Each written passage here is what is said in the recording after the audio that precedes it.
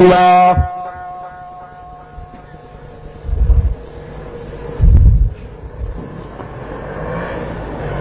الحمد لله وحده والصلاة والسلام على من لا نبي بعده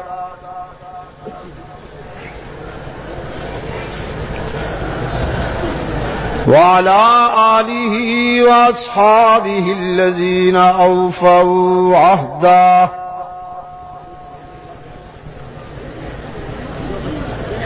الذين هم مفاتيح الرحمة ومصابيح الغرر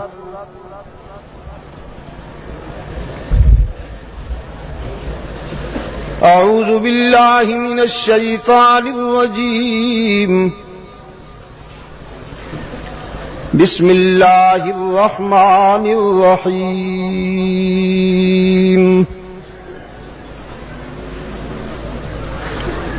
سبحان الذي أسرى بعبده ليلا من المسجد الحرام إلى المسجد الأقصى الذي باركنا حوله لنريه من آياتنا إنه هو السميع البصير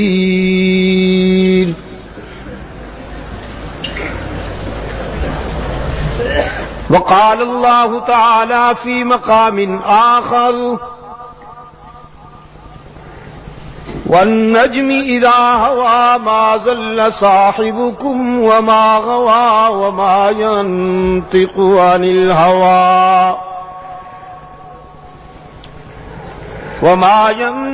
عن الهوى إن هو إلا وحي يوحى علمه شديد القوى ذو مرة فاستوى وهو بالأفق الأعلى ثم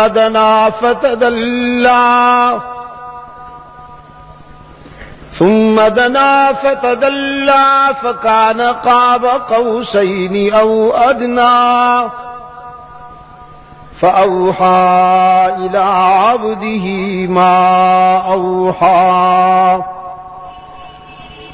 صدق الله مولانا العظيم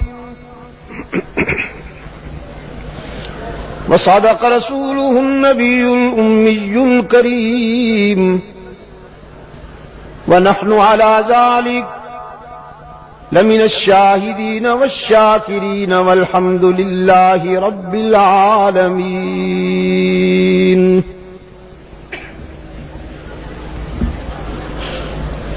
صدر اجلاس، ارباب علم و دانش، محترم بزرگوں اور عزیز دوستوں، آج 17 مارچ 1988 ہم یہاں قصہ خانی پشاور میں معراج النبی صلی اللہ علیہ وسلم کے عنوان سے معنون اس کانفرنس کے دوسرے اجلاس میں دعوت و تبلیغ کی نسبت سے جمع ہیں۔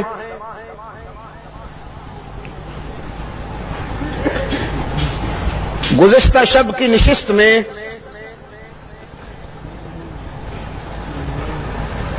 میں نے آپ کی خدمت میں جو گزارشات پیش کی تھیں، اگر وہ آپ کو یاد ہیں اور خدا کرے کہ وہ آپ کو یاد ہوں،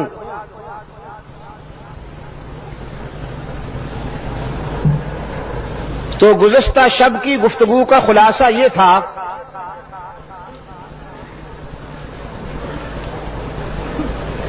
کہ معراج حق تعالی کی طرف سے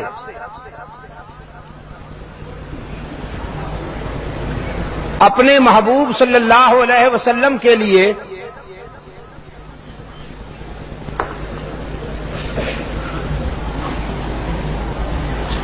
مکتب ایثار و عشق میں کامیابی پر ایک مثالی انعام ہے۔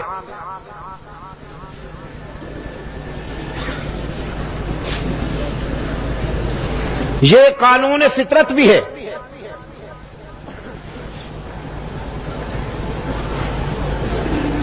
اور قانون محبت بھی.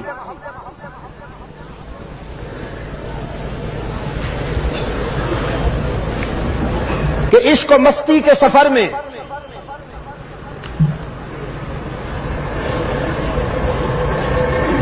استقامت اور وفا کا مظاہرہ کرنے والوں کو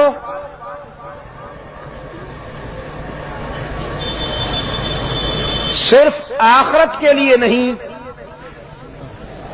اس دنیا میں بھی صلہ ملتا ہے.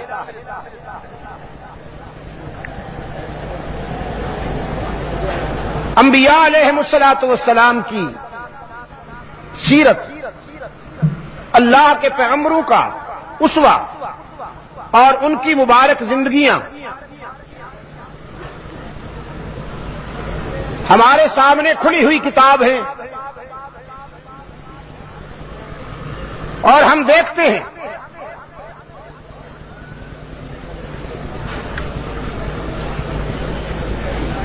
کہ راہ حق کے ان مسافروں نے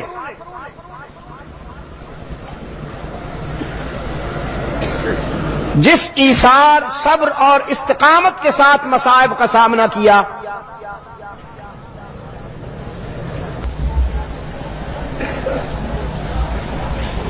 سیدنا یوسف علی نبینا و علیہ التسلیم حضرت یعقوب علیہ الصلوۃ والسلام کے لاڈلے فرزند بھی ہیں اور اللہ کے برگزیدہ پیغمبر بھی. بچپن سے ہی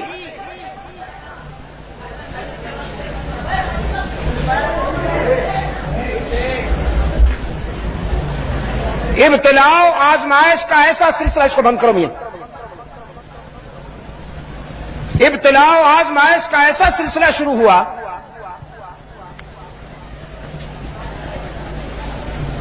کہ یہ انہی کا ذوق اور ظرف تھا کہ وہ برداشت کرتے گئے. میں یہ بات متعدد بار عرض کر چکا ہوں کہ پیغمبر انسانی معاشرے میں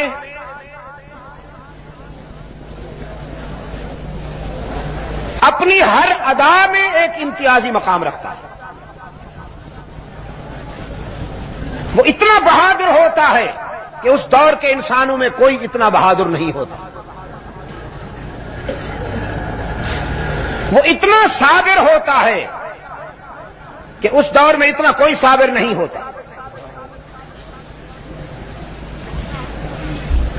وہ اتنا سخی ہوتا ہے کہ اس دور میں اتنا کوئی سخی نہیں ہوتا.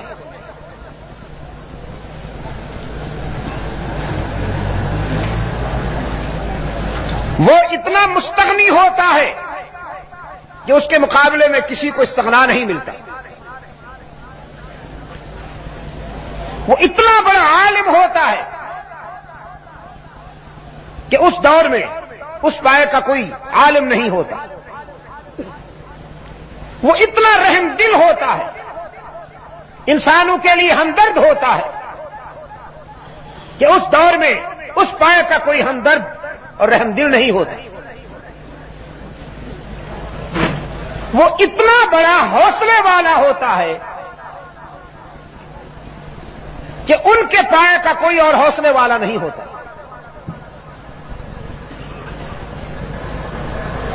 سیدنا یوسف علی نبینا و علیہ التسلیم جن کی زندگی کے ارد گرد گھومنے والے حالات و واقعات کو اللہ نے احسن القصص قرار دیا. خود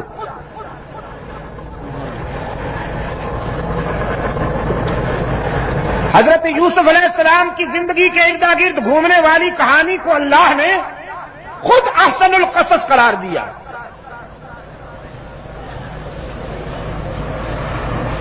جب یوسف کی کہانی قرآن کی زبانی اللہ نے اپنے محبوب کو سنائی تو تمہید میں یہ جملہ آیا،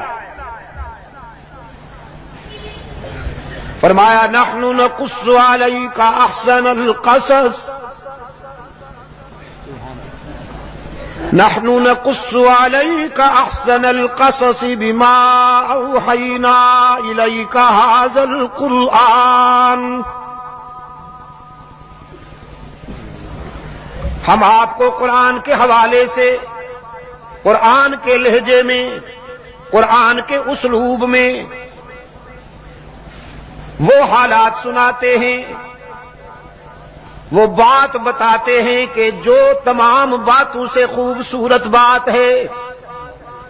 احسن القصص.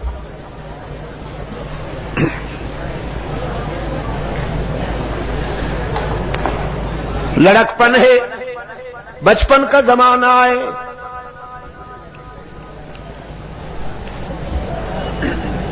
اور اللہ نے یوسف علیہ السلام کی محبت یوں تو ہر دل میں ڈال دی تھی، لیکن یعقوب علیہ السلام کے دل میں یوسف کی چاہت کا چراغ روشن کیا، امتیازی شان دی.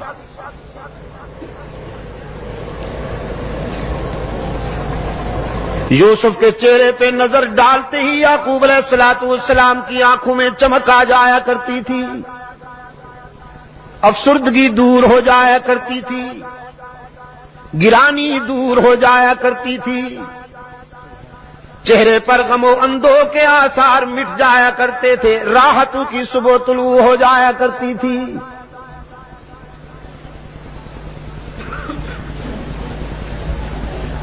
حاسدین نے، یہ حسد کی جو بیماری ہے نا، نظر نہیں آتی لیکن جلا کے رکھ دیتی. اللہ محفوظ رکھے. اور صرف دشمن ہو کیوں لاحق نہیں ہوتی، بھائیوں کو بھی لاحق ہوتی. حسد کی بیماری صرف دشمن کو ہی لاحق نہیں ہوتی، بھائیوں کو بھی ہو جاتی ہے. فإن كل ذي نعمة محسود. اللہ جب کسی کو نعمت عطا کرے گا، کوئی خوبی عطا کرے گا تو اس پر حسد ضرور ہوگا.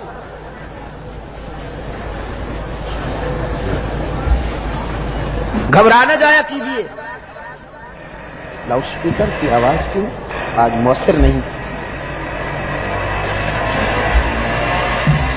گھبرا نہ جایا کیجیے حاسدین کی بھرمار سے. اللہ سے صبر کی توفیق مانگتے ہوئے اس کا شکر ادا کیا کیجیے. اگر وہ خوبیاں نہ دیتا تو آپ پر حسد بھی نہ ہوتا. اللہ نے خوبیاں عطا فرمائی ہیں جبھی تو حسد ہو رہا ہے. دیوار پر کبھی کوئی حسد نہیں کرے گا، بے حس و حرکت کھڑی رہتی ہے، چپ ہے، خاموش ہے، اس میں جان ہی نہیں.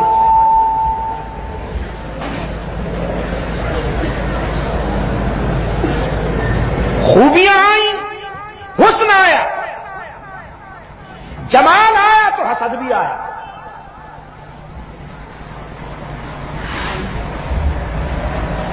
قرآن پاک نے فرمایا لقد كان في يوسف وإخوته آيات للسائلين.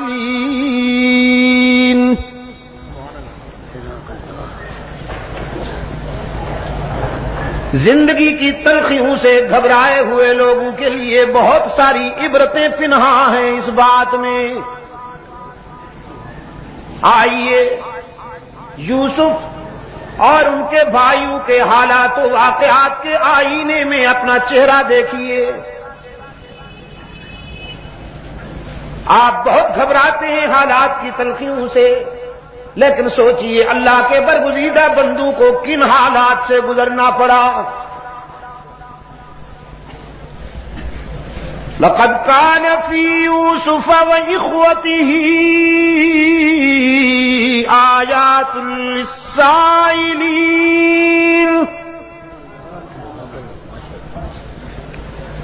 إذ قالوا ليوسف وأخوه أحب إلى أبينا منا ونحن عصبة إن أبانا لفي ضلال مبين. قصور دیکھیے، حسد کے بیماروں نے سب سے بڑی بات یہ کی ہم پرانے ہیں، ہم بڑی جماعت ہیں، اور یہ ایک ہے عمر میں بھی ہم سے چھوٹا ہے۔ کبھی کبھی عمر میں چھوٹا ہونا بھی آزمائش ہو جاتی ہے۔ ہم بڑی جماعت ہیں اور یہ اکیلا ہے، عمر میں بھی چھوٹا ہے،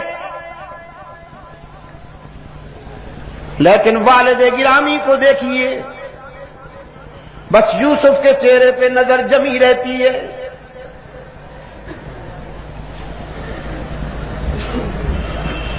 ان سے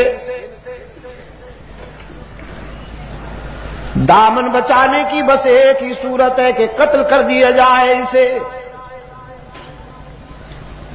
یا دنیا کے کسی ایسے کونے میں پھینک دیا جائے کہ یعقوب یوسف کی صورت ہی نہ دیکھ پائیں۔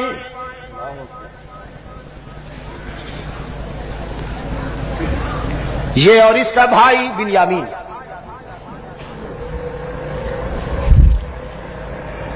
قال قائل منهم لا تقتلوا یوسف،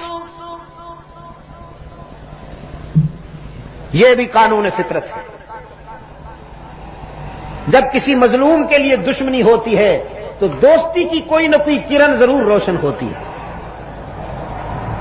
میں نے رات بھی کہا تھا، فرعون نے جب حضرت موسیٰ علیہ الصلوۃ والسلام کے بارے میں یہ ارادہ کیا کہ اسے قتل کر دیا جائے تو آسیہ ساتھ بیٹھی تھی۔ انہوں نے جرح کی، پرپوزل دیا کہ تمہیں غصہ آ گیا ہے ان پر، وہ تو بچہ ہے، ابھی تک اس کو پھول اور انگارے میں فرق نہیں معلوم۔ یہاں بھی اسی حلقے سے ایک آواز آئی، قتل کا منصوبہ تو تم نے بنا لیا، لیکن وہ ہاتھ کہاں سے لاؤ گے جو اس چاند سے چہرے پر خنجر چلائیں؟ نہیں کر پاؤ گے، یہ کام نہیں کر پاؤ گے۔ انسان کتنا ہی سنگ دل کیوں نہ ہو جائے، لیکن ایسے چہرے پہ خنجر کیسے چلا سکے گا؟ یہ بات تم سے بھی نہیں ہوگی۔ تجویز یہ ہے، کنویں میں ڈال دو اسے یا کہیں دور چھوڑ آؤ، راہ چلتے مسافر اٹھا کے لے جائیں گے، تمہاری جان بھی چھوٹ جائے گی، قتل کی شقاوت سے بھی بچ جاؤ گے۔ اور یہی فائنل ہو گیا، یہی فائنل ہو گیا۔ محبت کا لبادہ اوڑھ کر والد گرامی کے پاس آئے، حضرت یعقوب علیہ الصلوۃ والسلام کے پاس آئے۔ قالوا یا ابانا ما لک لا تأمنا علی یوسف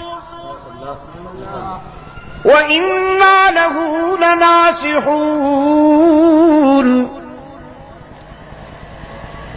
آتے ہی حضرت یعقوب علیہ الصلوۃ والسلام کی خدمت میں کہنے لگے، حیرت ہے کہ آپ ہم پر اعتماد کیوں نہیں کرتے؟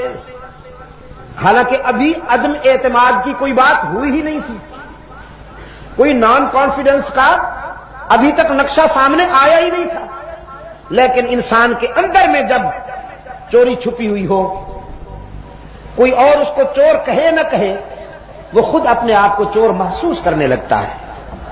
یہ انسانی نفسیات کی بات ہے۔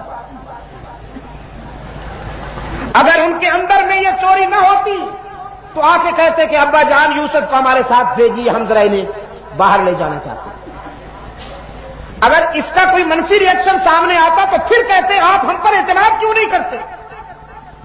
لیکن انہوں نے آتے ہی بات ہی یہاں سے شروع کی، مَا لَكَ لَا تَأْمَنَّا عَلَىٰ يُوسُفَ وَإِنَّا لَهُ لَنَاصِحُونَ۔ کیا بات ہے، آپ ہم پر اعتماد کیوں نہیں کرتے؟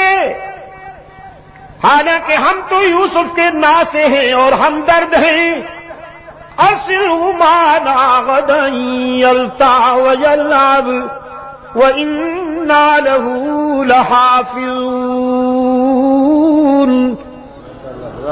انہیں ہمارے ساتھ بھیجیے، ہم اسے جنگل میں لے جانا چاہتے ہیں. ہر وقت آپ اسے گود میں بٹھائے رکھتے ہیں، ذرا دنیا بھی دیکھے. حفاظت کریں گے، بے فکر رہیے. میں یہ واقعہ نہیں آپ کو سنانا چاہتا، میں اپنے ہدف تک پہنچنے کے لیے تھوڑا سا یہ جھلک دکھا رہا ہوں آپ کو. لے گئے. حضرت یعقوب علیہ السلام نے اندیشہ بھی ظاہر کیا، کہیں میرے لگتے جگر کو نقصان نہ پہنچ جائے، کوئی درندہ نقصان نہ پہنچا دے. انہوں نے قسمیں کھا کھا کر یقین دہانی کرائی. ہم جماعت ہیں، اتنی بڑی تعداد میں ہیں، ایک یوسف کی حفاظت کرنا کوئی مشکل بات تو نہیں ہے، ہم سب مل کر حفاظت کریں گے، آپ مطمئن رہیے. قرآن پاک نے فرمایا فَلَمَّا ذَهَبُوا بِهِ وَأَجْمَعُوا أَن يَجْعَلُوهُ فِي غَيَابَتِ الْجُبِّ فَأَوْحَيْنَا إِلَيْهِ لَتُنَبِّئَنَّهُم بِأَمْرِهِمْ هَٰذَا وَهُمْ لَا يَشْعُرُونَ. جب لے گئے یوسف کو ویرانے میں اور اپنے پروگرام کے مطابق یوسف کو کنویں میں ڈالنے کے لیے تیاریاں کرنے لگے، رب العالمین نے فرمایا ہم نے یوسف کے دل میں تسلی اتاری، ہم نے یوسف کے دل میں استقامت اور تقویت کے جوہر بھر دیے کہ دشمن تو بہت ہیں لیکن دوست بہت زیادہ طاقتور ہے. یہ تجھے مٹانا چاہتے ہیں لیکن ہمارا فیصلہ ہے کہ ہم تجھے بلند کریں گے. رات میں یہی کہہ رہا تھا. مکہ والے مٹانا چاہتے تھے اور عرش والے نے بلند کرنے کا فیصلہ کیا تھا. یہاں بھی یوسف علیہ السلام کو مٹانے کا پروگرام بنایا گیا، کنویں میں ڈالا گیا. رب العالمین نے روح الامین کو حکم دیا جاؤ میرے پیغمبر کو اپنی آغوش امانت میں سنبھال لو. باپ کی گود میں بھی اتنا سکون نہ ملا ہو جو تیری آغوش امانت میں یوسف کو میسر آئے. یوسف تو محفوظ ہو گئے.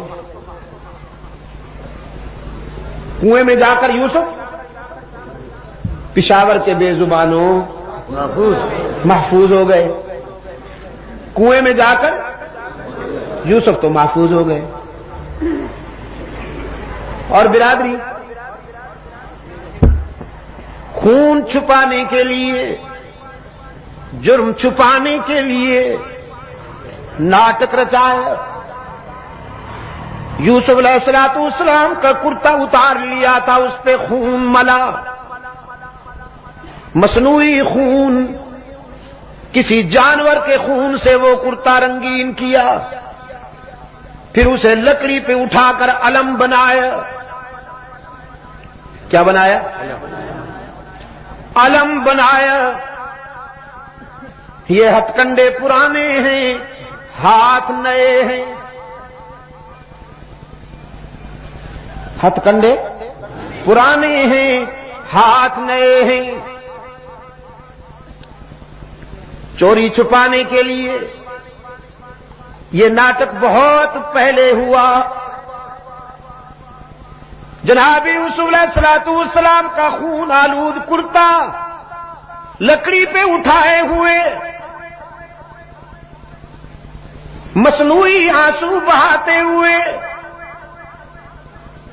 چیختے چلاتے ہوئے، قرآن کی زبان میں شام غریبہ مناتے ہوئے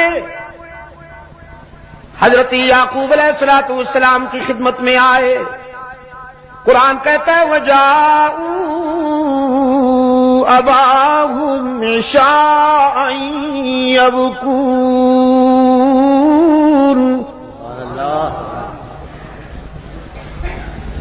روتے چلاتے ہوئے یعقوب علیہ السلام کی خدمت میں آئے. قالوا یا ابانا انا ذهبنا نستبق وتركنا يوسف عند متاعنا فأكله الذئب وما أنت بمؤمن لنا ولو كنا صادقين.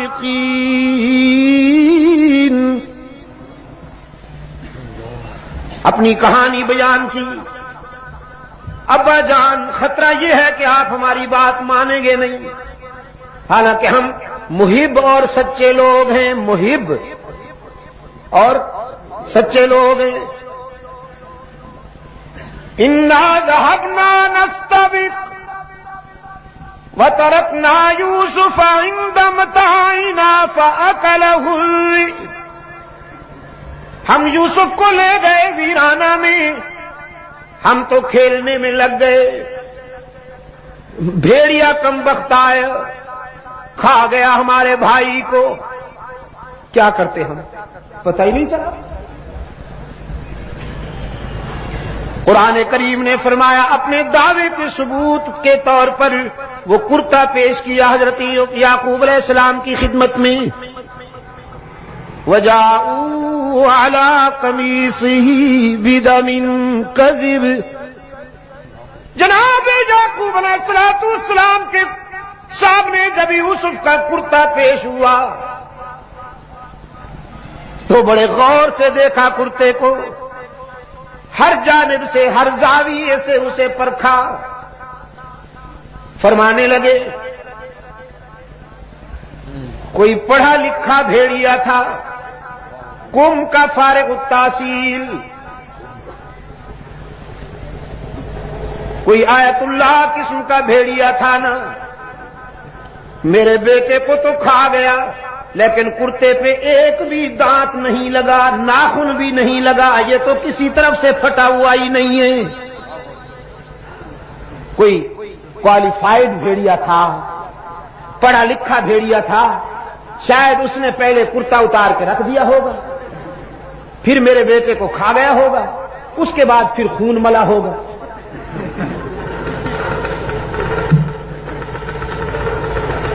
فرمایا بل سولت لكم انفسكم امرا فصبر جميل والله المستعان على ما تصفون. سمجھ گئے ساری کہانی. فرمانے لگے تمہارا منصوبہ معلوم ہوتا ہے، یہ سب ناٹک رچا رہے ہو، لیکن میری سنو.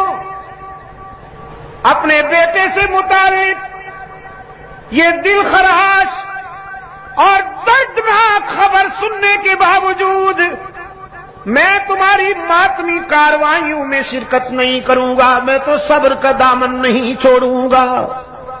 فصبر جمیل واللہ المستعان علی ما تصفون. میں اللہ سے ہی مدد مانگتا ہوں، وہی میرے لختے جگر کا نگہبان ہے اور حفاظت کرنے والا ہے. رات بھی بات یہاں آئی تھی، اتفاق سے آج بھی پھر اسی موڑ پہ آ گئی. انبیاء اور رسول نے جب بھی مدد مانگی کس سے مانگی؟ عجم کے بیماروں تک ہی کی حرارتیں پہنچاؤ. اللہ عجم کے بھی کے بیماروں کو شفائے کاملہ عطا فرمائے، ان کے فکر و نظر کے اندھیروں کو قرآن کے اجالوں سے دور فرمائے. انبیاء اور رسول نے زندگی کے سفر میں جب بھی کوئی مشکل مقام آیا تو کس سے مدد مانگی؟ واللہ المستعان علی ما تصفون. یعقوب نے بھی بیٹے کو اللہ کے حوالے کیا اور ان مراحل سے گزرنے کے بعد جب یوسف کو انعام ملا، ایثار، استقامت اور وفا کا سفر کرنے کے بعد جب اللہ نے یوسف کو انعام عطا کیا ہے، پاؤں کے نیچے مصر کا تخت ہے اور سر پہ نبوت کا تاج ہے۔ انعام پسند آیا آپ کو؟ پاؤں کے نیچے مصر کا تخت ہے اور سر پہ نبوت کا تاج ہے۔ روحانی طور پر بھی صاحب اختیار ہیں اور مادی نقطۂ نظر سے بھی صاحب اقتدار ہیں۔ فطرت کبھی کبھی عجیب مناظر دکھاتی ہے۔ کنویں میں ڈالنے والے منگتا بن کر آئے ہیں، سوال کرتے ہیں غلے کا۔ جناب یوسف علیہ السلام کے سامنے اپنی حالت زار بیان کرتے ہوئے کہتے ہیں، ایھا العزیز مسنا واہلنا الذل وجئنا ببضاعة مزجاة فاوف لنا الكيل وتصدق علينا ان اللہ یجزی المتصدقین۔ شاہ مصر، ہم بھوک اور افلاس میں اکتائے ہوئے ہیں، مبتلا ہیں، تیرے جود و سخا کے چرچے سن کر حاضر ہوئے ہیں، ہمارے حال پہ رحم کیجئے، ہمیں غلہ عطا کیجئے، ہم جس کا معاوضہ دینے کی پوزیشن میں بھی نہیں۔ جناب یوسف علیہ السلام نے فرمایا، داد و دہش کی بات بعد میں ہوگی، دینے دلانے کی بات بعد میں ہوگی۔ هل علمتم ما فعلتم بيوسف واخيه اذ انتم جاهلون؟ پہلے یہ بتاؤ تم نے یوسف اور اس کے بھائی کے ساتھ کیا کیا تھا، یہ پہلے بتاؤ۔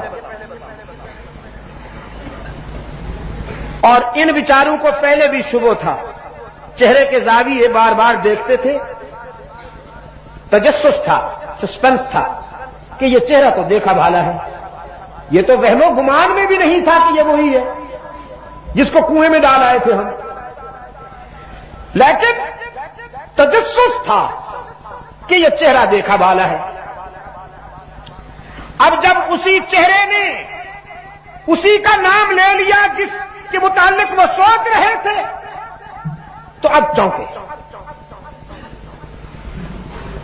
کہنے لگے ہم نے کیا کیا تھا یوسف اور اس کے بھائی کے ساتھ یہ ہم بھی بعد میں بتائیں گے، پہلے آپ بتائیے کہیں آپ وہی تو نہیں؟ اِنَّكَ لَأَنْتَ یوسف، آپ کہیں وہی یوسف تو نہیں؟ جناب یوسف علیہ السلام نے نعرہ لگایا، انا یوسف۔ اب چھپانے کی کوئی ضرورت نہیں، اب مشیت عزدی یہ تھی کہ حقیقت واضح ہو جائے۔ قال انا یوسف وہذا اخی،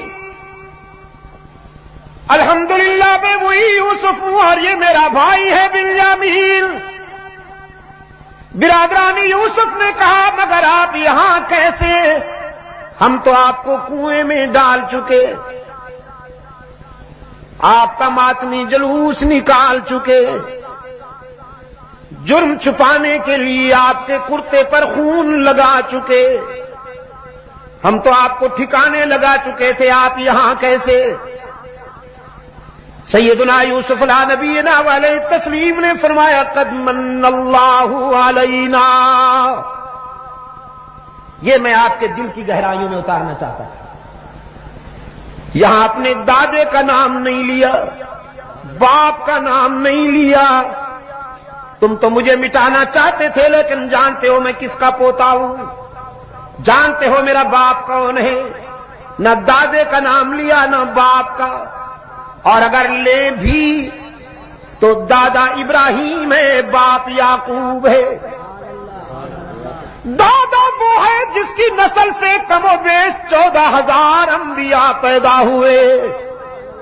ابراہیم علیہ السلام کی نسل سے کم و بیش 14,000 انبیاء پیدا ہوئے، اور انہی کی نسل سے رحمت عالم صلی اللہ علیہ وسلم آئے۔ لیکن یوسف کی زبان پر دادے کا نام بھی نہیں آیا، باپ کا نام بھی نہیں آیا۔ کیوں؟ کہ مشکلات میں کام آنا نہ دادے کا منصب ہے نہ باپ کا۔ مشکلات میں کون کام آیا کرتا ہے؟ جزاکم اللہ۔ مشکلات و مصائب میں کام آنے والا کون؟ پشاور کے روشن ضمیروں، مشکلات و مصائب کے گرداب میں، مصائب کے بحر زخار میں الجھے ہوئے سفینوں کو کنارے لگانے والا کون؟ یعقوب نے جب پکارا تو کسے؟ یوسف کے لبوں پہ نام آیا تو کس کا؟ پھر جب ہم یہی کہتے ہیں تو پتہ نہیں کچھ لوگوں کو بات سمجھ میں کیوں نہیں آتی۔ ہم کہتے ہیں اولیاء کرام سے محبت کیجیے، اللہ آپ کو یہ شرف عطا کرے کہ اللہ کے پیارے بندوں سے محبت کیجیے، اولیاء کرام کی تعلیمات پر عمل کیجیے، ان کے نقش قدم پر چلیے، لیکن مدد کس سے مانگیے؟ اللہ ہی سے مانگیے، کہ انہوں نے یہی سبق دیا ہے، ان کی تعلیمات یہی ہے کہ جب کوئی مشکل موڑ آ جائے تو کسے پکارنا چاہیے؟ اللہ ہی کو پکارنا چاہیے۔ قرآن کریم میں آپ ہر نماز میں یہی وعدہ کرتے ہیں، وعدہ خلافی نہیں ہونی چاہیے۔ ایاک نعبد و ایاک نستعین، ہم تیری ہی عبادت کرتے ہیں، اور ہاں دیکھا نا، اب یاد ہو رہا ہے کچھ، بوڑھا ہو جاؤں گا شاید پھر اچھی طرح یاد ہو جائے گا۔ مدنی صاحب میرا بس چلے نا تو پوری زندگی صرف ایک ہی بیان کرتا رہوں، سورہ فاتحہ بس، پھر مجھ پہ اعتراض ہو کہ شاہ صاحب کو اس کے سوا آتا ہی کچھ نہیں، جب آتا ہے یہی بیان کرتا ہے، اور میں اس پہ اللہ کا شکر ادا کرتا رہوں کہ اس کے سوا مجھے آئے ہی کچھ نہیں۔ لیکن میرے سامعین، میرے دوست، میرے بزرگ، میرے عزیز بچے ایک ایک جملہ رٹ لیں اور ان کے دل کی تختی پہ ایسا نقش ہو جائے ایک ایک جملہ کہ حوادثات زمانہ وہ نقش مٹا نہ سکے، اگر میرا بس چلا۔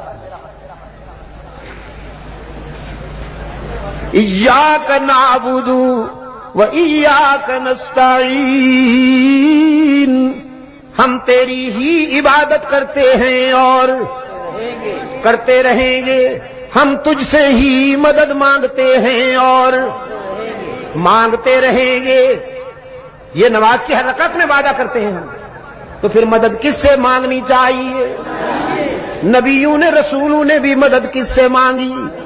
صحابہ نے مدد کس سے مانگی؟ اولیاء کرام نے مدد کس سے مانگی؟ صدیقین و شہداء نے مدد کس سے مانگی؟ میرا اور آپ کا مددگار کون؟ ہمارا دستگیر و کارساز کون؟ ہم سب کا سچا مشکل کشا کون؟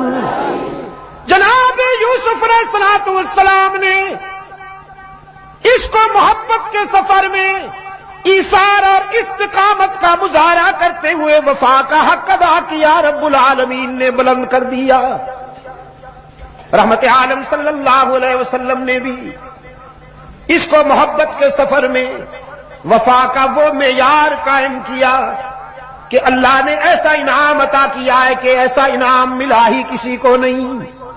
باقی تمام انبیاء اور رسول کو معراج ہوئے، مگر فرش پر اللہ نے اپنے محبوب کو معراج عطا کی۔ اس میں بڑا خوبصورت استعارہ ہے، بڑا ہی دل نشین کنایا ہے اہل بصیرت کے لیے۔ موسیٰ کو معراج، فرش پر ابراہیم کو معراج، فرش پر نوح کو معراج، فرش پر عیسیٰ علیہ السلام کو معراج، فرش پر باقی جسے بھی یہ اعزاز عطا ہوا، فرش پر رحمت عالم صلی اللہ علیہ وسلم کہاں نظر آتے ہیں؟ بڑا ہی دل نشین کنایا ہے، بڑا ہی ایمان افروز استعارہ ہے۔ رب العالمین نے اپنے محبوب کو عرش پہ بلا کر دنیا پر یہ حقیقت واضح کر دی، جتنا زمین سے آسمان اونچا ہے اسی طرح باقی ساری کائنات کے مقابلے میں میرے محبوب کا شان اونچا ہے۔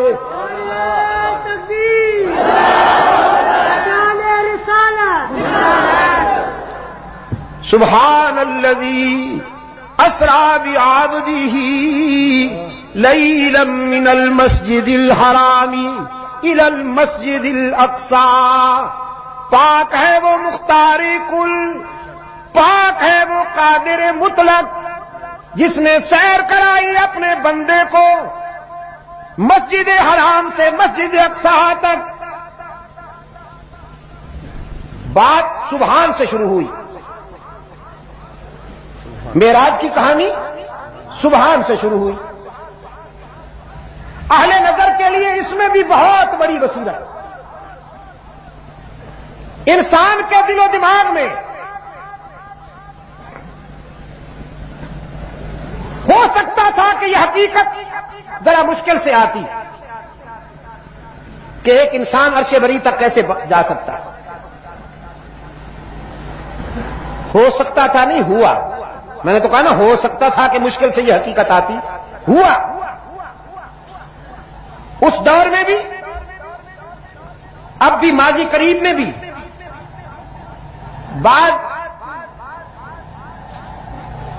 پڑھے لکھے حضرات، بالخصوص مغربی تعلیم یافتہ حضرات نے اس پر بڑے بڑے رسالے لکھے کہ معراج مصطفیٰ کا جسمانی تصور مولویوں کی بنائی ہوئی کہانی ہے۔ علی گڑھ کے ایک صاحب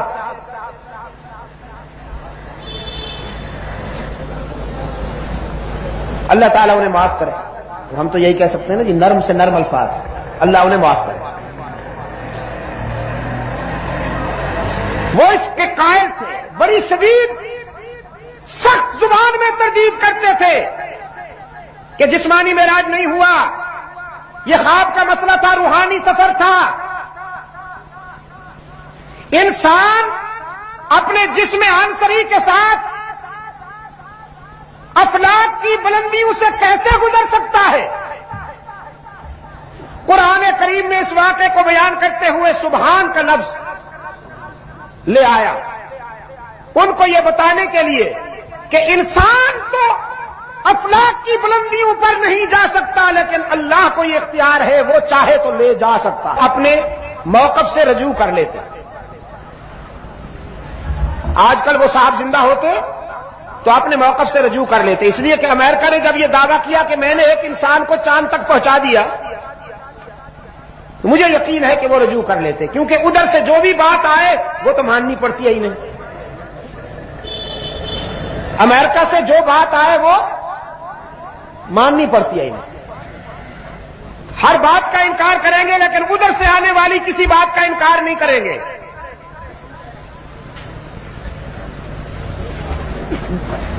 میرے عزیز دوستو، کچھ تو یہ ہیں اور کچھ وہ ہیں، وہ کہتے ہیں گئے تو ہیں، معراج تو ہوا آسمان پر، عرش بری تک رسائی ہوئی، لیکن انسان نہیں تھے۔ منطقی اصول کو سامنے رکھتے ہوئے اگر آپ صغرا کبرا ملائیں تو نتیجہ ایک ہی نکلتا ہے۔ وہ کہتے ہیں جسم کے ساتھ نہیں گئے، اور یہ کہتے ہیں جسم تو عارضی تھا، نمائشی تھا،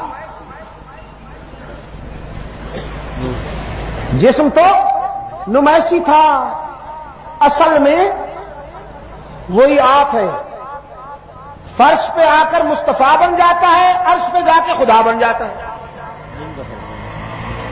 احد اور احمد کے بیچ میں میم کھڑی ہوئی ہے، یہ کبھی لگ جاتی ہے کبھی ہٹ جاتی ہے. قرآن کریم کا دعویٰ یہ ہے سرکار دو عالم صلی اللہ علیہ وسلم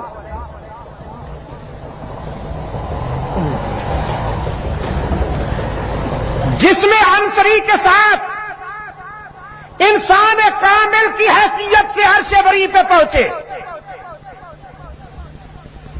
جس میں عنصری کے ساتھ انسان کامل کی حیثیت سے عرش بری پہ پہنچے، رب العالمین نے اپنی قدرت کاملہ سے اپنے محبوب کو عرش بری تک بلایا. انسان تھے. میں نے کہا ان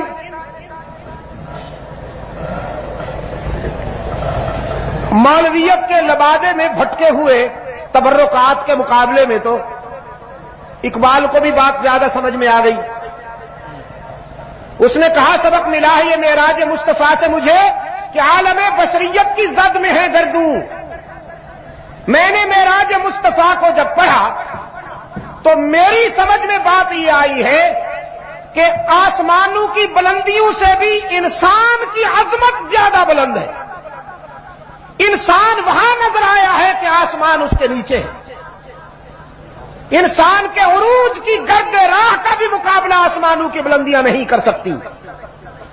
راہ نوری جو سفر انسان کامل نے کیا ہے، جن بلندیوں تک انسان کامل پہنچا ہے، نوری تو وہاں لرزہ برندہ میں. وہ کہتا ہے اگر آگے بڑھوں گا تو پر جل جائیں گے. سدرت المنتہا پر سید الملائکہ نے قدم روک لیے کہ آگے بڑھنا اب میرے بس میں نہیں. اور انسانوں کے سردار نے حقیقی سفر کا آغاز ہی وہیں سے کیا. معراج مصطفیٰ نے بہت ساری حقیقتیں سمجھا دی. میں کہا کرتا ہوں، شاید کسی موقع پہ پہلے بھی کہا ہو، یہ حقیقت بھی معراج مصطفیٰ کے حوالے سے سمجھ میں آ گئی کہ ہر جگہ موجود ہونا صرف اللہ کی شان ہے.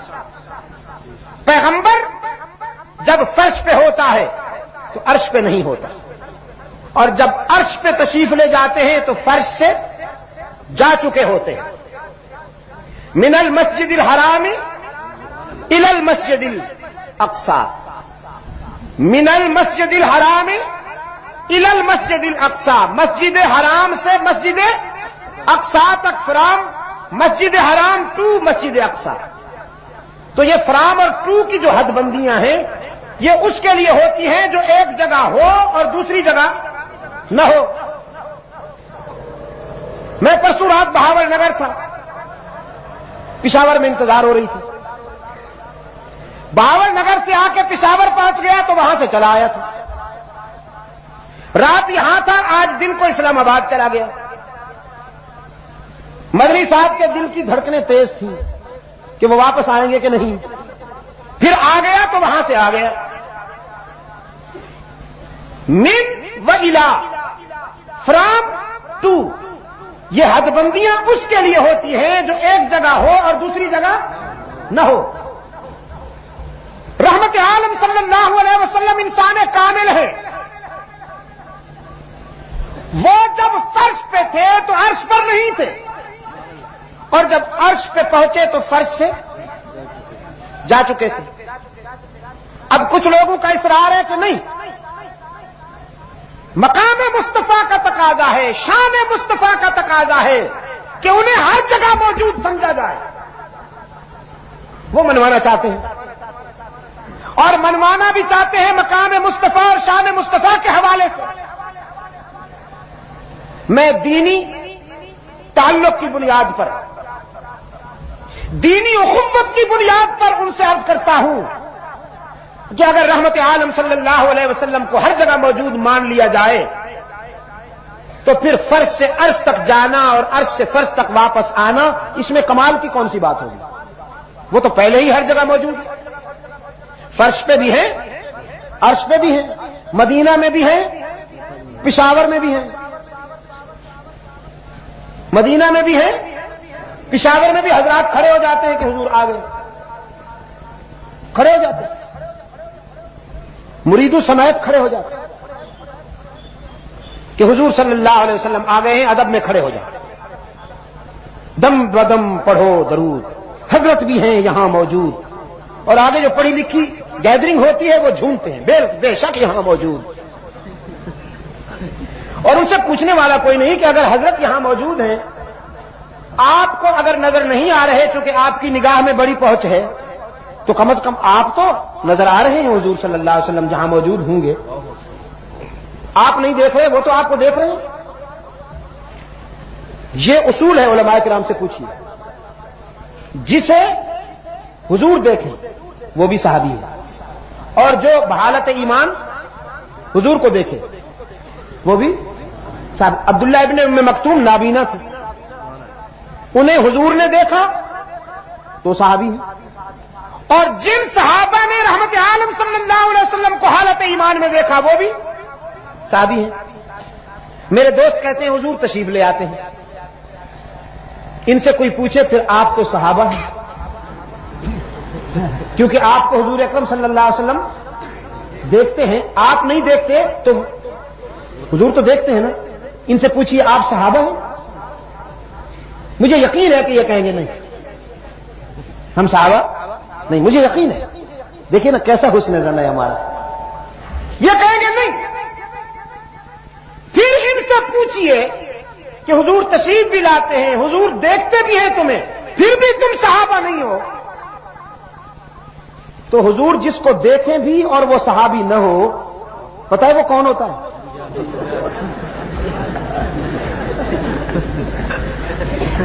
یہ کہاں گئی ہے مخ؟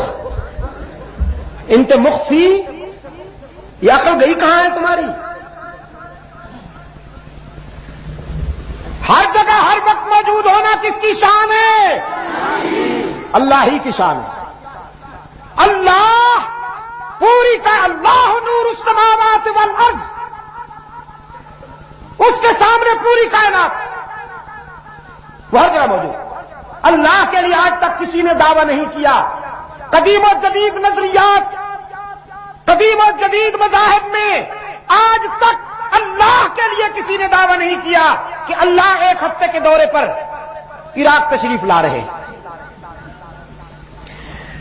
اسلامی امہ کی میٹنگ میں اللہ شرکت کرنے کے لیے تشریف لا رہے ہیں تاکہ انہیں اتحاد کے لیے کچھ کہہ سکے۔ اگر کوئی ایسا کہے تو وہ پاگل ہے یا اسلام کا دشمن ہے، اس لیے کہ یہ مقام ربوبیت کے خلاف جاتی ہے بات، مقام الوہیت کے خلاف جاتی ہے۔ الہ العالمین ہر وقت ہر جگہ موجود، ہر وقت ہر جگہ موجود ہونا کس کی شان ہے؟ اللہ ہی کی شان ہے۔ پیغمبر جب مکے میں ہے تو عرش پہ نہیں، اور جب عرش پہ پہنچ گئے ہیں تو مکہ میں نہیں ہیں۔ میں 4 اصول آپ کو بتایا کرتا ہوں۔ جو دوست یہ کہے کہ نبی ہر جگہ موجود ہے، اس سے پوچھئے معراج کا تصور کیا ہے پھر۔ جو دوست یہ کہے کہ نبی انسان نہیں، اس سے پوچھئے نبوت کس کو ملی۔ پوچھیں گے آپ؟ خصوصاً یہ پڑھے لکھے دوست جو ہیں نا میرے، میں ان سے کہہ رہا ہوں، جو یہ کہے کہ نبی بشر نہیں، اس سے پوچھئے کہ نبوت کس کو ملی۔ آدم سے لے کر رحمت عالم صلی اللہ علیہ وسلم تک جتنے انبیاء اور رسول آئے ہیں وہ سب کے سب اولاد آدم میں سے، خاکی مخلوق میں سے بشر تھے، لیکن بے شر تھے، بشر تھے لیکن بے شر تھے۔ ان کے خمیر میں سعادت ہی سعادت تھی، ان کے خمیر میں شرافت ہی شرافت تھی، ان کے خمیر میں دیانت ہی دیانت تھی، ان کے خمیر میں صداقت ہی صداقت تھی، ان کے خمیر میں عدالت ہی عدالت تھی۔ وہ بشر تھے لیکن بے شر تھے۔ اب اگر کوئی یہ کہتا کہ نہیں نبی بشر نہیں ہوتا تو اس سے پوچھئے کہ نبوت کس کو ملی۔ نبوت کا ظرف ہی بشریت ہے، نبوت کا ظرف ہی بشریت ہے۔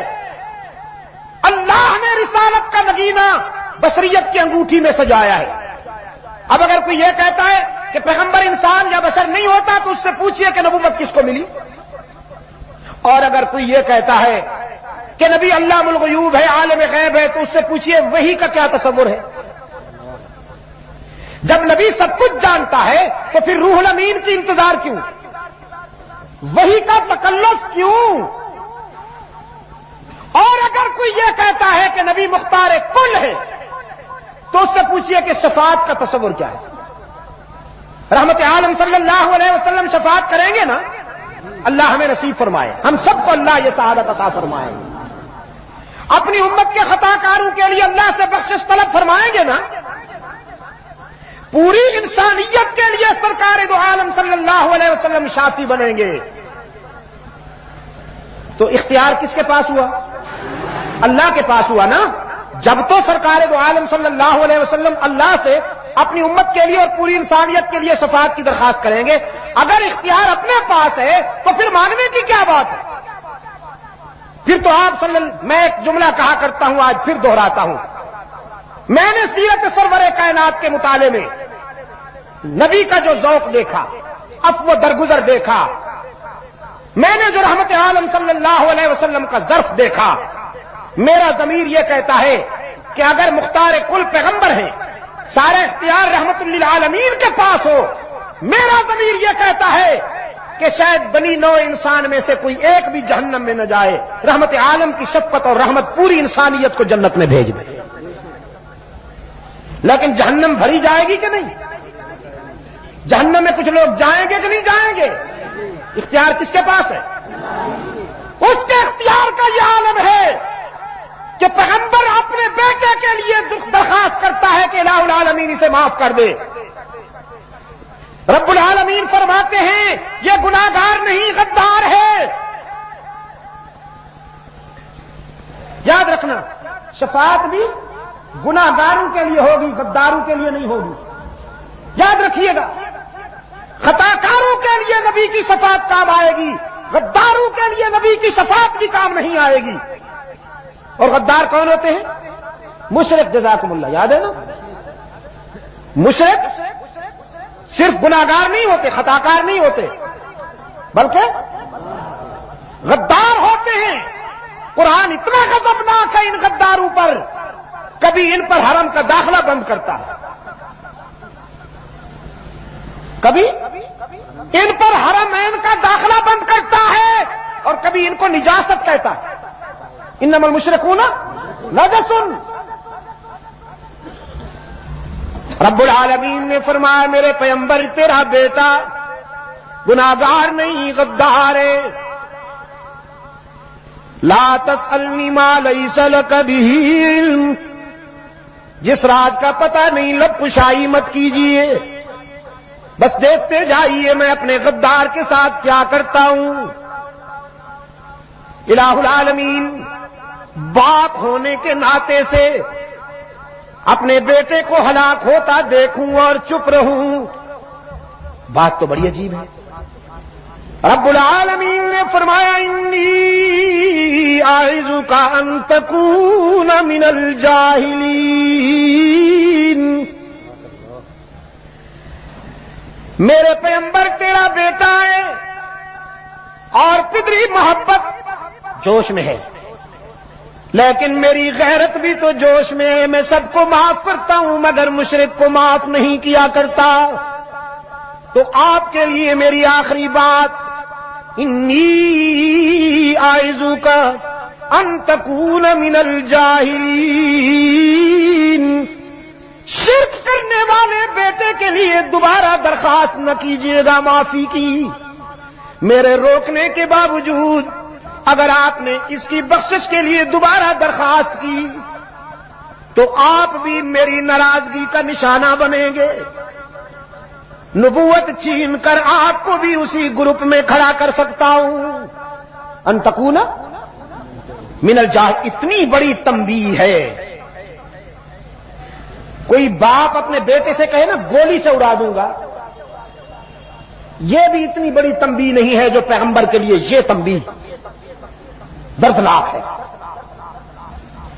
نوح علیہ الصلوۃ والسلام کانپ اٹھتے ہیں، فرمایا انی اعوذ بک ان اسألک ما لیس لی بہ علم۔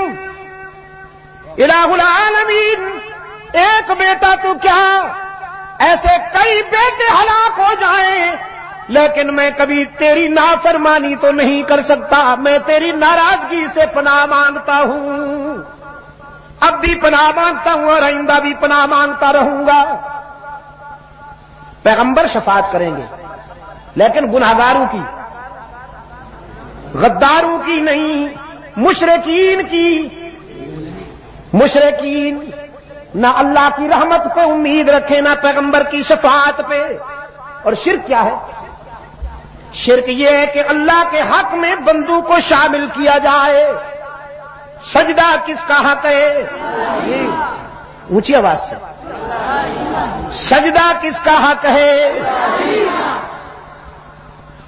پھر کوئی قبر کو سجدہ کرے تو قابل معافی ہے، کوئی درخت کا سائز پسند آ جائے اس کے آگے جھک جائے تو قابل معافی ہے، کسی جھنڈی کی اڑانیں پسند آ جائیں وہاں سجدہ کرے تو قابل معافی ہے،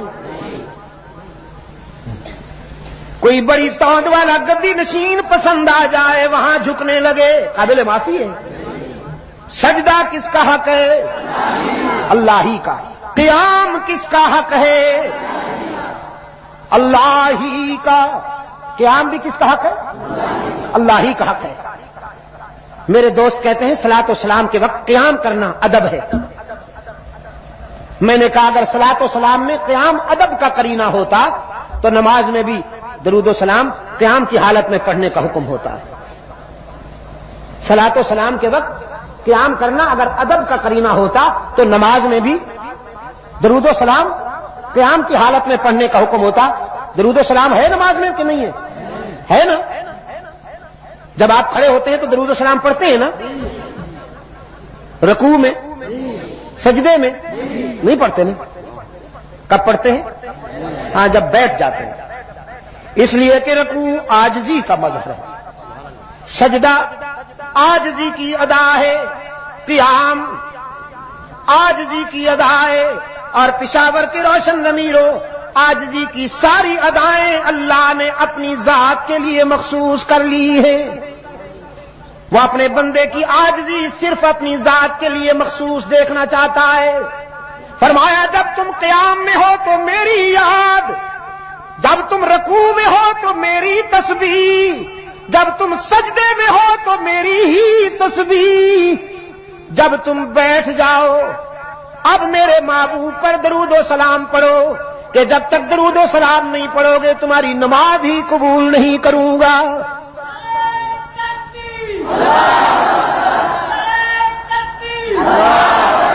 درود و سلام تو ضروری ہے لیکن قیام کی حالت میں یا قعود کی حالت میں۔ مولوی صاحب منوانا چاہتا ہے عشق رسول کے دعوے کے ساتھ کہ قیام ادب کا قرینہ ہے۔ قیام کس کا حق ہے؟ رکوع کس کا حق ہے؟ سجدہ کس کا حق ہے؟ مشکل کشائی کس کا حق ہے؟ حاجت روائی کس کا حق ہے؟ مصائب دور کرنے والا کون؟ رزق عطا کرنے والا کون؟ اولاد کس سے مانگی جائے؟ اللہ ہی سے مانگی جائے نا۔ یہ کہتا نہیں بیٹیاں اللہ دیتا ہے، بیٹے پیر صاحب دیتا ہے، دل کا ازن قسمت لیزا، بیٹیاں اللہ دیتا ہے، ہم نہیں چاہتے کہ نہ ہوں مگر وہ آ جاتی ہے، یہ اللہ کا فیصلہ ہے۔ اور بیٹا یہ تو ساری مہربانی حضرت صاحب دی ہے جی، سب کے جان ساری مہربانی حضرت صاحب دی، کچھ نہیں، ساری مہربانی حضرت صاحب دی۔ میرے عزیز دوستو، اللہ کے حق میں بندوں کو شریک کرنے والے غدار ہیں، یہ ناقابل معافی ہیں، ان کو نہ اللہ کی رحمت پہ امید رکھنی ہوگی نہ پیغمبر کی شفاعت ان کے لیے کام آئے گی۔ پیغمبر شفاعت کریں گے گنہگاروں کی جن سے نمازیں چھوٹ گئی، روزے نہیں رکھ سکے، ہاں زکات صدقات میں خطا ہو گئی لیکن زکات دینے میں خطا ہو گئی، اور یہ جو لے رہے ہیں سود کا مال زکات کے نام پر، ان کا اللہ ہی حافظ ہوگا۔ سود کے نام پر جو زکات کی اسٹمپ لگا دی گئی اور مولوی صاحب شیر مادر سمجھ کر اسے ہضم کر رہے ہیں، شاید سمجھے بیٹھے ہوں کہ اللہ معاف کر دے گا. ہماری کھوپڑی میں یہ سمجھ میں نہیں آتی بات. دامن یار خدا ڈھانپ لے پردہ تیرا. میں نے پبلک میں ایسے لوگ دیکھے, کامن مین دیکھے ایسے, اپنے مشاہدے کی بات کر رہا ہے, بہت مفلس, بہت نادار, بہت ہی پریشان حال, لیکن میں ایسے سینکڑوں افراد کو جانتا ہوں کہ وہ یہ زکات نہیں لینا پسند کرتے. وہ کہتے ہیں کہ یہ ہم جانتے ہیں کہ یہ کیا ہے, لیکن عصر حاضر کے مولوی کا ہاضمہ تو دیکھیے, لکڑ ہضم پتھر ہضم, لکڑ ہضم پتھر ہضم. لاؤ صحیح مال, چاہے کیسا ہی کیوں نہ ہو, ہضم ہم کر کے دکھائیں گے. خطائیں معاف ہوں گی, خطائیں.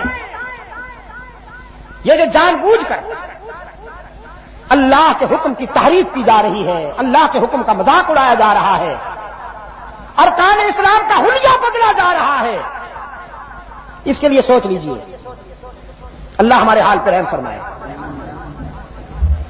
تو اگر مختار کل سرکار دو عالم صلی اللہ علیہ وسلم ہیں تو پوچھئے مولوی صاحب سے شفاعت کا کیا تصور ہے؟ مانگتا وہ ہے جس کے پاس وہ چیز نہ ہو. جس کے پاس وہ چیز ہو مانگے کیوں؟ مدنی صاحب پانی کا گلاس دیجیے, پیاس لگی ہے,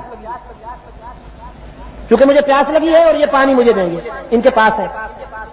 لیکن اگر گلاس میرے ہاتھ میں ہو,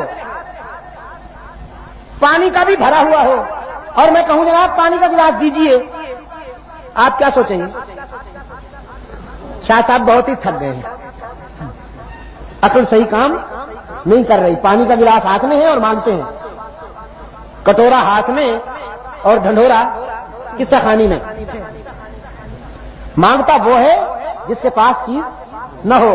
رحمت عالم صلی اللہ علیہ وسلم اللہ سے اپنی امت کے خطا کاروں کے لیے بخشش مانگیں گے, بخشش طلب فرمائیں گے, کیونکہ اختیار کس کے پاس ہے؟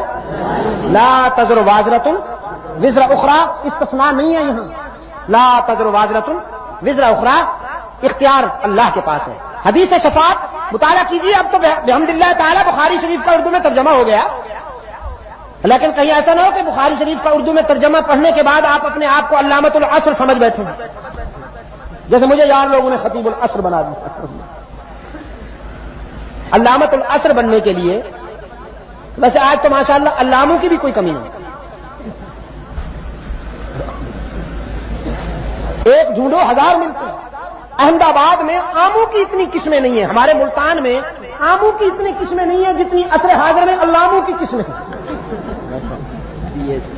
جس کو چاہے ٹائٹل پھینک دیں اور ایسا چپک جائے گا, ایسا ویلڈ ہو جائے گا کہ باقی سارا نظام درہم برہم ہو جائے, لیکن اس سے علامہ کا ٹائٹل نہیں چھوٹے گا, چمٹ جائے گا. کبھی کبھی اس پر بھی تسکین نہیں ہوتی, کہتے ہیں ڈاکٹر بھی ساتھ لکھو. اچھا جی ڈاکٹر بھی لکھو. کبھی اس پہ بھی تسکین نہیں ہوتے, کہتے ہیں اسلامک اسکالر بھی ساتھ لکھو. اچھا جی وہ بھی لکھو گے. کبھی کبھی اس پر بھی تسکین نہیں ہوتی, اشارہ کرتے ہیں پی ایچ ڈی بھی ساتھ لکھو.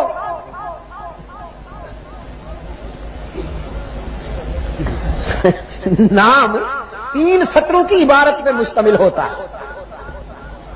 بارش ہو رہی تھی بہت تیز, ایک آدمی بھاگتا ہوا آیا, جھوپڑی دیہات میں کسی کا مکان تھا, زور زور سے دستک دی. بارش تو بہت تیز, اندر سے جو آدمی بیٹھا تھا اس نے کہا بھی کون ہو؟ کہنے لگا دروازہ کھولو, بارش ہو رہی ہے, جگہ دو. اسے خطرہ ہوا کہ رات کا وقت ہے, بارش ہو رہی ہے, اندھیرا ہے, اس وقت یہ کوئی ڈاکو لٹیرا نہ ہو. اس نے کہا بھی تمہارا کیا نام ہے, کہاں سے آئے ہو؟ اس نے کہا جی اٹک سے آیا ہوں, میرا نام ہے عبد الرحمان نقشبندی چشتی سہروردی نظامی قادری صابری. وہ دروازہ کھول رہا تھا, دوبارہ بند کر دیا. اس نے کہا اتنے آدمیوں کے لیے میرے گھر میں گنجائش نہیں ہے, اگر ایک ہوتا تو کھول لیتا, تم تو پورا لشکر ہو, تم بس اتنے آدمی کے لیے میرے پاس گنجائش نہیں ہے. میرے عزیز دوستو, یہ میں اگر اہل دانش محسوس نہ کریں نا تو میں اسے بھی آثار قیامت کہتا ہوں. یہ قرب قیامت کی علامات کہ ہوگا اندر کچھ نہیں اور اپنے آپ کو سب کچھ سمجھیں گے. بعض لوگوں کی کوئی کنٹریبیوشن نہیں ہے, آپ اگر ان کی قومی زندگی میں خدمات کا جائزہ لیں تو زیرو، اور بنے ہوئے ہیں ہیرو. یا اللہ تیری شان، صرف اس لیے کہ ٹی وی پہ لیکچر دے، ایکٹنگ کر. جی اب ٹی وی پہ لیکچر دینا بھی کوئی کنٹریبیوشن ہے؟ ٹی وی پہ گانا، ٹی وی پہ تھرکنا ناچنا اور اس کے ساتھ درس دینا، یہ گوبر اور مکھن کو غلط ملط کر دیا، دودھ کو اور پیشاب کو ملا دیا.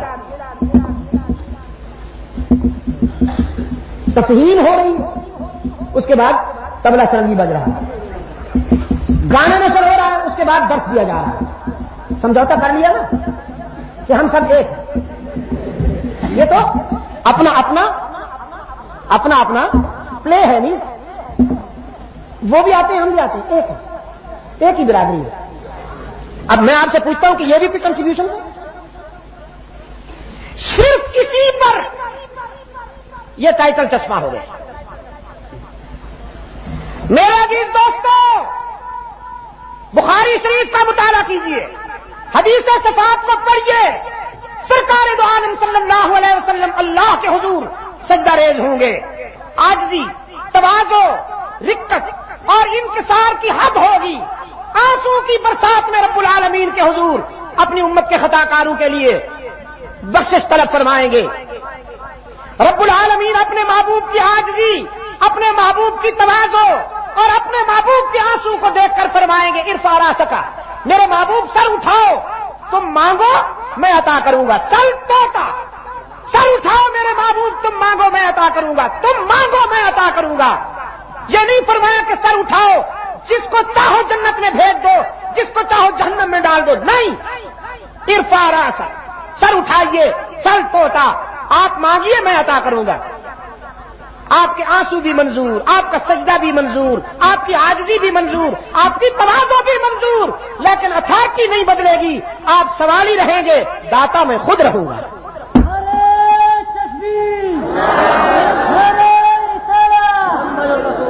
اختیار میرے اپنے پاس ہے، اختیار میرے اپنے پاس ہے. میرے محبوب آپ مانگتے ہوئے اچھے لگتے ہیں، میں دیتا ہوا اچھا لگتا ہوں. آپ سے بہتر مانگنے والا کوئی نہیں اور مجھ سے بہتر دینے والا کوئی نہیں، یہ بالکل سچ ہے. لیکن مختار کل کون ہے؟ ہر جگہ ہر وقت موجود کون ہے؟ سرکار دو عالم صلی اللہ علیہ وسلم فرش سے عرش تک تشریف لے گئے. اب بعض لوگوں کو خیال آیا، انہوں نے کہا جب فرش سے چلے تھے تو اس وقت تو آدمی تھے، انسان تھے، لیکن جب وہاں پہنچے تو پھر یہ وہ ہو گئے. وہ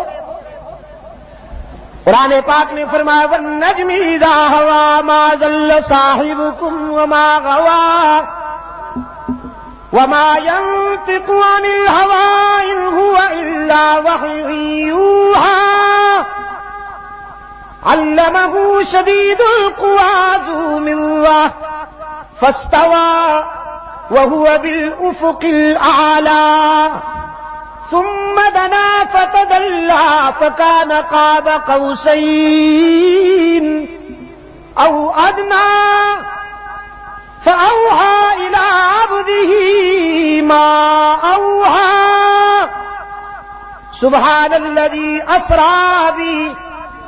یہ روانگی ہے. فأوحى إلى عبده یہ واپسی ہے. قرآن پاک نے فرمایا جب روانہ ہوئے تو بھی عبد کامل، وہاں پہنچے تو بھی انسان کامل، اور وہاں سے جب واپس آئے تو بھی عبد کامل. معراج علی الراس والعین، لیکن ان کی عبدیت میں فرق نہیں آیا، اس کی الوہیت میں فرق نہیں آیا. زندگی رہی تو باقی باتیں کل انشاءاللہ.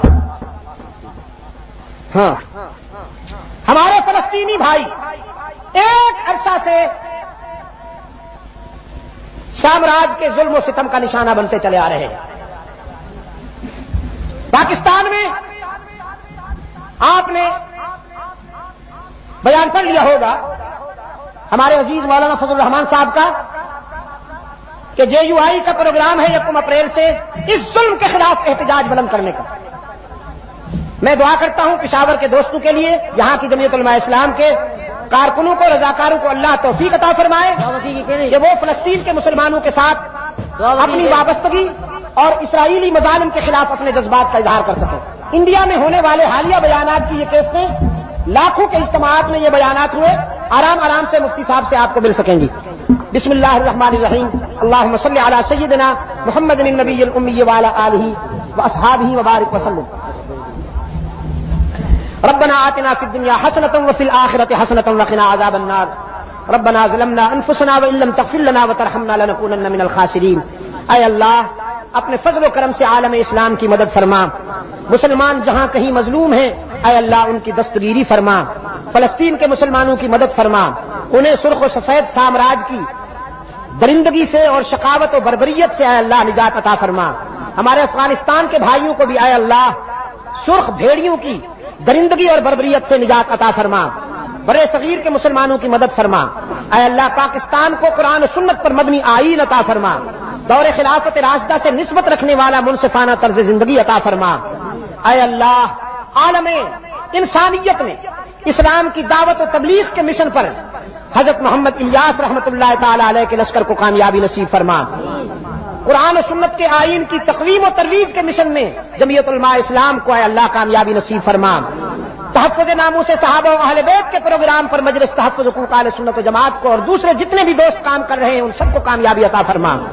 پشاور میں انجمن تبلیغ قرآن و سنت کے پلیٹ فارم سے کم و بیش 30 سال، کم و بیش 36 سال سے قرآن و سنت کے دعوت و تبلیغ کے یہ جو چراغ جلائے جاتے ہیں، ربیع الاول میں، محرم الحرام میں، اسی طرح معراج النبی کے سلسلہ میں، اصحاب رسول کے ایام وفات و شہادت کے موقع پر انجمن کے زیر اہتمام جلسے ہوتے ہیں اور پشاور کے فرزندان اسلام کی فکری اور ذہنی تعمیر ہوتی ہے۔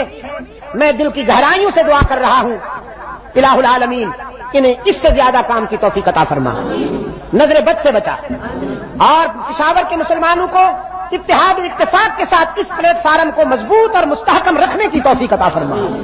آپ تمام دوست جو ان نظریاتی پروگراموں میں شرکت کرتے ہیں اللہ تعالیٰ آپ کو بھی جزائے خیر عطا فرمائے۔